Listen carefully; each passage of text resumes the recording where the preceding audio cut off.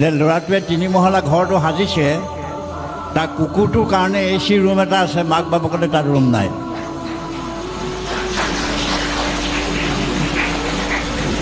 আৰু মাক বাপেকক কেনেকৈ ৰাস্তাত মেলি থৈ অহা, মাক বাপেকক গছত মেলি গছৰ গুৰিত এৰি থৈ অহা, বৃদ্ধ আৱাসত কেনেকৈ থৈ অহা, এই কথাখিনি কৈছে।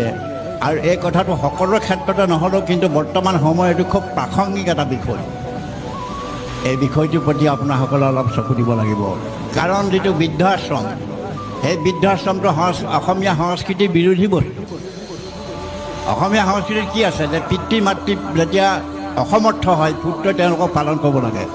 লাজৰ কথা, চৰকাৰে আইন কৰিবলগীয়া হ'ল যে কোনোবা ল'ৰাই যদি পিতৃ মাতৃক পালন নকৰে তাক তেওঁ দৰমহা কাটি আনি মাক বাপেকক দিব। এইটো চৰমৰ কথা।